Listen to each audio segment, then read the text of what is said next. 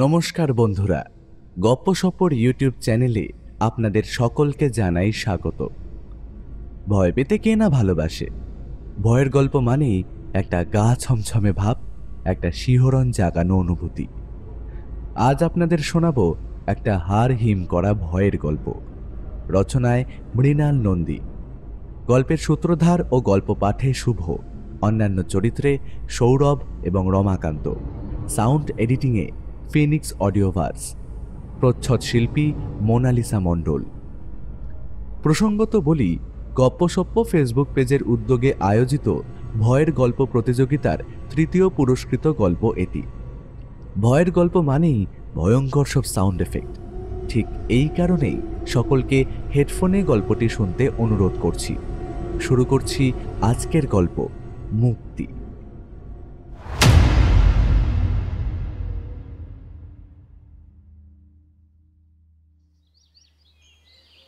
এই যন্ত্রণা থেকে আমার মুক্তি হবে তো?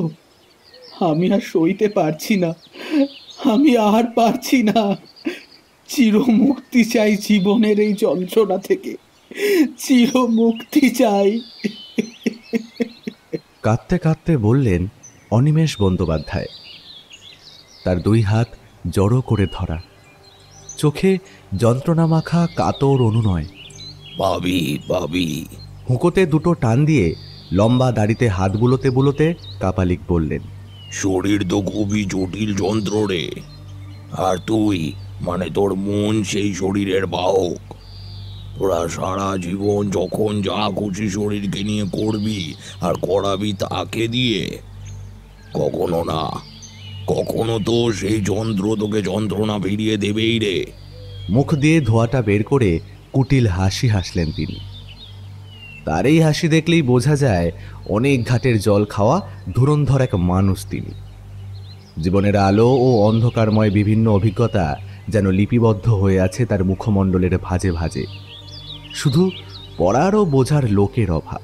হার নয় গো ঠাকুর, হার বইতে পারছি না, আর এই ব্যথা আমি বইতে পারছি না ঠাকুর। এবার একটু রেহাই দাও, যন্ত্রণাহীন মুক্তির একটু ব্যবস্থা করে দাও ঠাকুর, একটু ব্যবস্থা করে দাও। অনিমেষবাবু হাত জোর করে কাতর স্বরে প্রার্থনা করলেন। কাপালিক অভয়ের হাসি হাসলেন। ঠিক আছে, চিন্তা নেই। তুই যখন আমার চরণে এসেছিস তখন তোর মুক্তির দায়িত্ব আমি নিলাম। আজ রাত্রির দ্বিতীয় প্রহরের শেষের দিকে তুই আয় শ্মশানের পাশে আমার কুটিরে। তারপর সামনের নিমগাছটার দিকে তাকিয়ে নিজের মনেই স্বগতোক্তি করে উঠলেন, তুই এলে আজ তাকে ডেকে নিয়ে আসবো, সেই মুক্তির ব্যবস্থা করবে তোর। তিনি কে ঠাকুর? আরো বড় কোনো সাধু পুরুষ বুঝি? অনিমেষবাবু একটু কৌতূহলী স্বরে জিজ্ঞাসা করলেন। কাপালিক যেন ঘোরের মধ্যে থেকে জেগে উঠলেন। সাধু পুরুষই বটে। তারপর অনিমেষবাবুর কানের কাছে মুখ নিয়ে এসে ফিসফিস স্বরে বললেন, সে জগতের নয়, তাকে নিয়ে আসতে হবে অন্য এক জগৎ থেকে। সে এক অন্ধকারের জগৎ। জীবনের সমস্ত যন্ত্রণা থেকে মানুষের মুক্তি দেওয়াই তার কাজ। তারপর কান থেকে মুখ সরিয়ে একটু হেসে বললেন, কিন্তু তুই আদার ব্যাপারী, জাহাজ নিয়ে এত খুঁটিনাটি জেনে তোর কোনো লাভ আছে কি? তোর চাই এক ঝটকায় মুক্তি, আর আমি তোকে সেটাই দেব। তুই আয়, যেমন বললাম। ঠাকুর, আপনার অসীম কৃপা, কিন্তু ব্যথা লাগবে না তো ঠাকুর? সারা জীবন ব্যথা পেতে পেতে আর পারছি না ঠাকুর, আর সইতে পারছি না। বললাম তো চিন্তা নেই।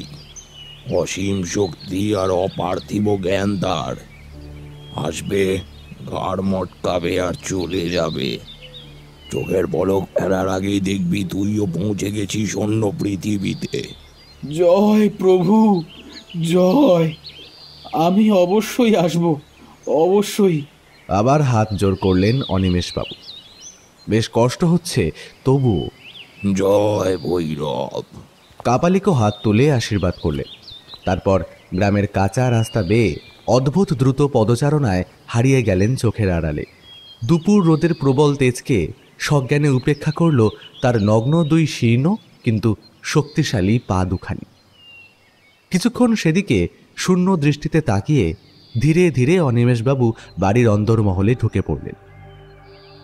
কেন কে জানে তার বুক কাঁপছে এক অজানা আশঙ্কায়। শ্মশান জিনিসটাকে অনিমেষ বন্দ্যোপাধ্যায় কখনোই ভালো চোখে দেখেননি। সাধারণত কেউই দেখে না।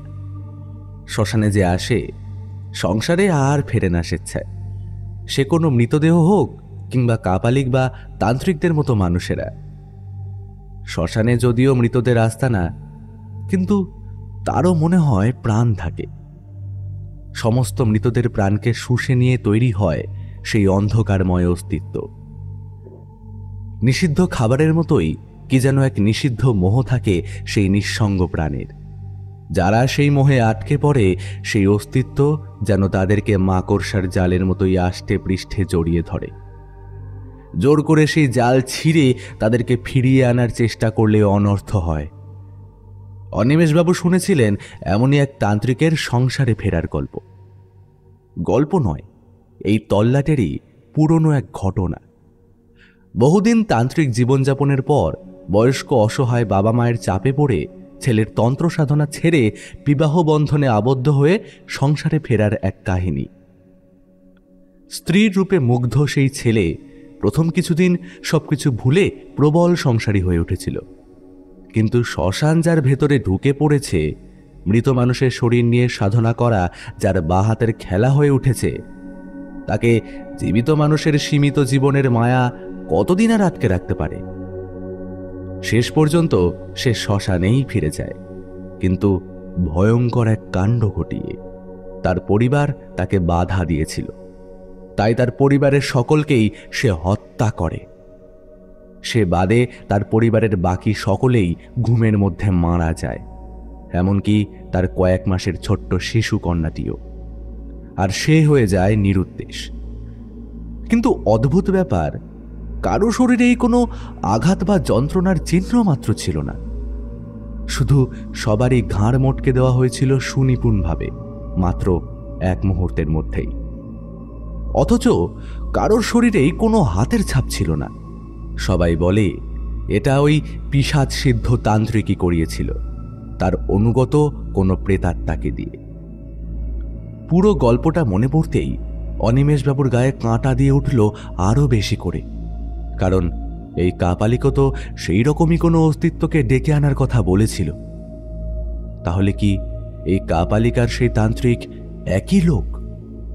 অনিমেষ বন্দ্যোপাধ্যায়ের বুকটা একবার কেঁপে উঠল, আর তখনই তিনি হেসে উঠলেন একটা কথা মনে করে।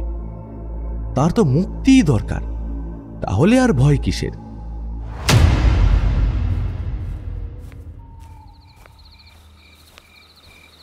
চারদিক প্রবল অন্ধকারে আচ্ছন্ন। আজ অমাবস্যা, তার মধ্যেই একটা বড় টর্চ হাতে নিয়ে অনিমেষবাবু চলেছেন শ্মশান লাগোয়া জঙ্গলের মধ্যে দিয়ে কোনো রকমে। টর্চের আলো যেন তার চারপাশের অন্ধকারকেই গাঢ়তর করে তুলেছে। কাছেই কোথাও একটা শেয়াল ডেকে উঠল, আর সঙ্গে সঙ্গে আরও কয়েকটা। অনিমেষবাবু একবার চমকে উঠলেন। সেই ডাক যেন কোনো এক অশনি সংকেতকে ইঙ্গিত করছিল। অন্ধকার ভেদ করে যেতে যেতে এক জায়গাতে হালকা একটা আলোর আভাস দেখতে পেলেন তিনি। সামনে একটা ছোট্ট কুটির, দরজা বন্ধ। সেই বন্ধ দরজা আর জোড়াতালি দেওয়া দেওয়ালের ফাঁক ফোকর দিয়ে হালকা একটা আলো বেরিয়ে আসছে। এখানেই সেই কাপালিকের বাস। অনিমেষবাবু দরজার সামনে গিয়ে দাঁড়ালেন। ভেতরে কেমন যেন একটা আওয়াজ হচ্ছে, কোনো মানুষ যেন মৃদু স্বরে গোঙাচ্ছে। অনিমেষবাবু ভালো করে শোনার চেষ্টা করলেন। না, গোঙানোর শব্দ নয়, কাপালিক বিড়বিড় করে মন্ত্র উচ্চারণ করছেন। উনি একটা গলা খাঁকারি দিলেন, তারপর ডাক ছাড়লেন, ঠাকুর, ও ঠাকুর। কোনো পরিবর্তন হলো না কোথাও।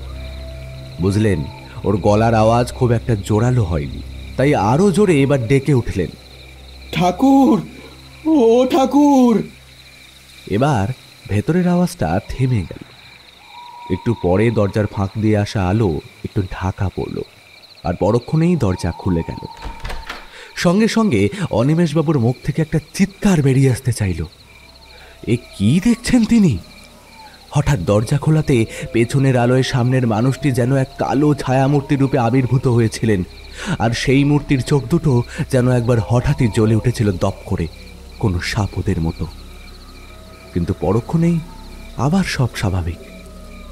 অনিমেষবাবু কোনো রকমে নিজেকে সামলে নিয়ে হাত জোর করে কাঁপা কাঁপা স্বরে বললেন, আমি এসেছি ঠাকুর, আমি এসেছি।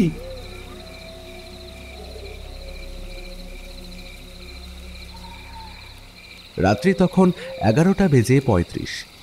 অনিমেষবাবু আর কাপালিক মুখোমুখি বসে তান্ত্রিকের ছোট্ট কুটিরের মধ্যে। একপাশে একটা ছোট্ট অগ্নিকুণ্ড, আবছা আলো আর উত্তাপে যা যথাসাধ্য ভরিয়ে তুলেছে কাপালিকের ছোট্ট অগোছালো বাসস্থানটিকে। গ্রামের এক প্রান্তে জঙ্গল ঘেরা এই বিশাল শ্মশান, আর তারই এক ধারে এই কুটির। একটু আগেই একটা শবদাহ সাঙ্গ করা হয়েছে এই শ্মশানে। লোকজনের আওয়াজ শোনা যাচ্ছিল তখন দূর থেকে, কিন্তু এখন আবার শ্মশান যেন অন্ধকারের চাদর মুড়ি দিয়ে ঘুমিয়ে পড়েছে। ঝিঝি পোকার ডাক যেন তার মৃদু নাক ডাকার আওয়াজ, আর মাঝে মধ্যে সে আড়মোড়া ভাঙছে কিছু রাতচরা পাখির শব্দে। অনিমেষবাবু ও কাপালিকের মাঝে একটা ছোট্ট চৌকি। চৌকির উপর একটা মোমবাতি জ্বলছে মৃদু মন্দ শিখায়। কাপালিকের পাশে রাখা একটা পুরনো চামড়ার থলি। সেটা যে কত পুরনো তা বলা মুশকিল, কিন্তু সে জিনিস যে বাজারে এখন পাওয়া সম্ভব নয় তা যে কেউ একবার দেখেই বলে দিতে পারে। সম্ভবত তা সাধারণ বাজারে কখনোই পাওয়া সম্ভব ছিল না। হয়তো কোনো পশুর চামড়া থেকে নিজের হাতেই বানিয়েছেন কাপালিক। ধীরে ধীরে সেই থলে থেকে কিছু জিনিস বের করে সামনের চৌকিতে তিনি রাখলেন। কিছু পুরনো শুকিয়ে যাওয়া ফুল, কিছু শুকনো পাতা আর গাছের ডাল। তারপর বেরিয়ে এলো কিছু হলুদ হয়ে যাওয়া হাড় আর একটা করটি। হাড় আর করটিগুলো যে মানুষের তা দেখলেই স্পষ্ট বোঝা যায়। তারপর বেরোলো কিছু পাখির পালক। সেগুলো কোন পাখির তা ঠিক বোঝা যাচ্ছে না। আগের সব জিনিসকে গোল করে সাজিয়ে রাখলেন কাপালিক, মাঝখানে একটু ফাঁকা জায়গা রেখে। তারপর পালকগুলোকে ছড়িয়ে দিলেন চৌকির ওপরে। অনিমেষবাবু কিছুটা ভীত সন্ত্রস্ত চোখে তাকিয়ে রইলেন চৌকির ওপর রাখা সেই জিনিসগুলির দিকে। এরপর কাপালিক তার চামড়ার থলিটি থেকে বের করে আনলেন একটা ছোট চৌকোনা কাগজ।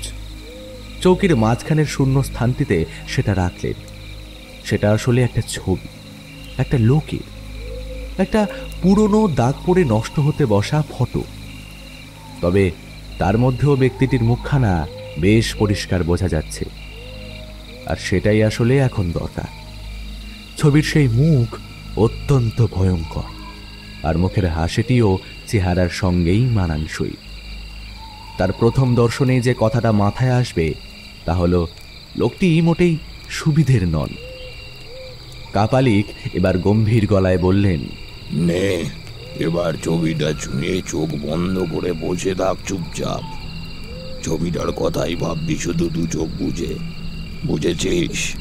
দুজনে চোখ বন্ধ করে চৌকির ওপর রাখা ছবিটিকে স্পর্শ করলেন।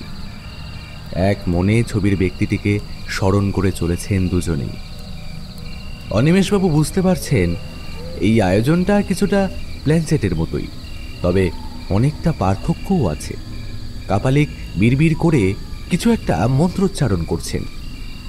মোমবাতির আলো অল্প অল্প কাঁপছিল তাদের নিঃশ্বাস প্রশ্বাসের বাতাসে, কিন্তু হঠাৎই তা স্থির হয়ে গেল।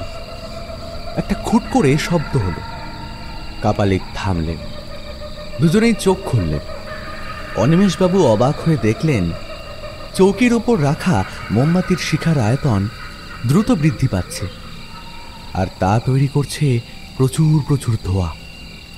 তার সঙ্গে কেমন যেন একটা গোঁ গোঁ শব্দ, সেটা যেন সেই ধোঁয়ার মধ্য থেকেই আসছে। মনে হচ্ছে কোনো এক অন্ধকার জগৎ থেকে কেউ তীব্র হাহাকার করে চলেছে, প্রকাশ করতে চাইছে তার প্রবল দুঃখের কাহিনী। ধোঁয়ার পরিমাণ যতই বেড়ে চলেছে, শব্দটার তীব্রতাও তার সঙ্গে তাল মিলিয়ে বেড়ে চলেছে ক্রমশ। ধীরে ধীরে সেই শব্দময় ধুমড়ের চাদর তাদের দুজনকে চারপাশ থেকে ঘিরে ধরেছে বলয়ের মতো। তা ক্রমেই ঘন হচ্ছে। গোলাকার ধোঁয়ার কুণ্ডলীর মাঝে তারা দুজন। শব্দটাও বাড়তে বাড়তে এখন কানে প্রায় তালা ধরে যাওয়ার জোগাড়। মনে হচ্ছে এই মুহূর্তে জগৎ সংসার থেকে সম্পূর্ণ বিচ্ছিন্ন হয়ে পড়েছেন তারা। সমগ্র অস্তিত্ব জুড়ে রয়েছে শুধু এই চৌকি, মোমবাতি, ছবি, তারা আর তাদের ঘিরে থাকা এই ধূম্র বলয়, যা আরও ঘন হচ্ছে দ্রুত। এবার সেই বলয়ের ভেতরের গায়ে ফুটে উঠল একটা অবয়ব। প্রথমে একটা চোখ, তারপর আর একটা। দুটি চোখই লাল হয়ে আগুনের মতো তার জ্বলছে। তারপর একটা নাক, দুটো কান, একজোড়া ঠোঁট। ধোয়ার দেওয়ালে ফুটে উঠেছে একটা মুখ, একটা ভয়ঙ্কর দর্শন মুখ। ধীরে ধীরে তা স্পষ্ট হলো। অনিমেষবাবু চিনতে পারলেন ছবিতে দেখা সেই মুখই অবিকল ফুটে উঠেছে ধোয়ার দেওয়ালে, আর সেটা তাদেরকে দ্রুত প্রদক্ষিণ করছে ধোয়ার প্রাচীরের কাঁবে। একবার কাপালিকের দিকে, একবার অনিমেষবাবুর দিকে তাকাচ্ছে সেটা পর্যায়ক্রমে, যেন অপেক্ষা করছে কোনো আদেশের। অনিমেষবাবুর চোখে মুখে প্রবল আতঙ্ক, যদিও কাপালিক তাকে আগেই পুঙ্খানুপুঙ্খভাবে জানিয়ে রেখেছিলেন যে কি কি হতে চলেছে। যদিও জীবন যন্ত্রণায় কাতর মুক্তি প্রত্যাশী মানুষের এত ভয় যে কিসের, তা অনিমেষবাবু নিজেও ঠিক বুঝতে পারছেন না। বিড়বিড় করে কাপালিক কিছু একটা বলতে বলতেই আঙুল তুলে দেখালেন অনিমেষবাবুর দিকে, যেন লক্ষ্য স্থির করে দিলেন সেই অলৌকিক অস্তিত্বটির। অবয়বটির ভয়ঙ্কর দুটি লাল জ্বলন্ত চোখ মুহূর্তের মধ্যে ঘুরে গেল অনিমেষবাবুর দিকে। কিছুক্ষণ স্থির দৃষ্টিতে সে জরিপ করল অনিমেষবাবুকে। তারপর ধোয়ার দেওয়ালের গাঁবে সেটা চলে গেল অনিমেষবাবুর ঠিক পিছনে। ধোয়ার প্রাচীর ফুঁড়ে বেরিয়ে এলো ধোয়া দিয়েই তৈরি ঘোর কৃষ্ণবর্ণ দুখানা পেশিবহুল হাত। সেই হাত জোড়া শক্ত করে ধরল অনিমেষবাবুর মাথা। তিনি নিজের মাথার ঘাড়ে অনুভব করলেন এক প্রবল চাপ। সেটা দ্রুত বাড়ছে। প্রবল যন্ত্রণা সত্ত্বেও অনিমেষবাবু দাঁতে দাঁত চেপে রাখলেন। এরকম কিছুক্ষণ চলল। তারপর হঠাৎ একটা খট করে আওয়াজ। সঙ্গে সঙ্গে অনিমেষবাবু মুখ দিয়ে একটা অদ্ভুত শব্দ করে লুটিয়ে পড়লেন মেঝেতে। আর মুহূর্তের মধ্যেই সেই অবয়ব সহ ধোয়ার প্রাচীর অন্তর্হিত হলো শূন্যে কোথাও। মোমবাতির শিখাও ফিরে গেল তার পুরনো মৃদুমন্দ চালে। কাপালিক কিছুক্ষণ এক দৃষ্টিতে তাকিয়ে থাকলেন মাটিতে পড়ে থাকা অনিমেষবাবুর শরীরটার দিকে। ধীরে ধীরে শরীরটা নড়ে উঠল। তারপর একটু সময় নিয়ে তা উঠে বসল আবার। চোখে মুখে এক অদ্ভুত আরামের আভাস তার। কাপালিক জিজ্ঞাসা করলেন, কিরে, কেমন লাগছে? উত্তরে শরীরটার মুখ নড়ে উঠল, যেন স্বর্গলোক থেকে প্রবল স্বর্গসুখে তা বলে উঠল, অদ্ভুত সুন্দর, এক অপার্থিব অনুভূতি। কাপালিক প্রবল আনন্দে চৌকির ওপর থাপ্পড় মেরে বলে উঠলেন, হবে না। কে এসেছিল জানিস? জলধর প্রামাণিক। জীবিত অবস্থায় ওকে সবাই বলতো সাক্ষাৎ ধন্বন্তরী। ওই যে যার ছবি দেখছিস চৌকিতে, ওদিকে বলবে যে দূর দূর গ্রাম থেকে লোক আসতো ওর হাতের একটু ছোঁয়া পেতে। পায়ে চোট, হাতে ব্যথা, মেরুদণ্ডে সমস্যা বা তোর মতো ঘাড়ে মারাত্মক আঘাত, সব চোখের পলকে হাওয়া করে দিতেন। শরীরের সব খুঁটিনাটি জানতেন তিনি।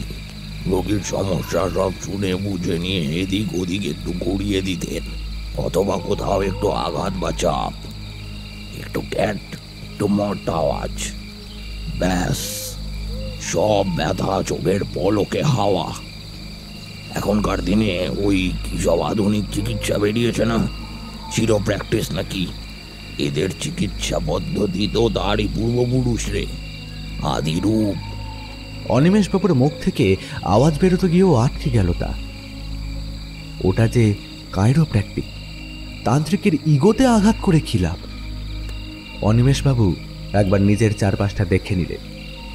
না, তার নিজের ছায়া পড়ছে। তার মানে তিনি বেঁচে থেকেই সুস্থ হয়েছেন। যন্ত্রণাহীন মৃত্যু হয়েছে তার যন্ত্রণার।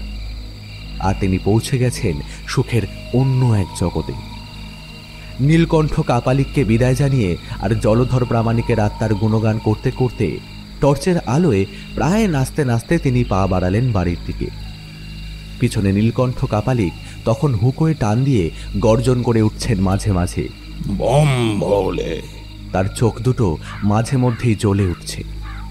সে চোখে কারো দুঃখ দূর করার অনাবিল আনন্দ আছে, কিন্তু কখনো কারো ক্ষতি করার নিষ্ঠুর কোনো স্মৃতির ক্রূর উদ্ভাস নেই।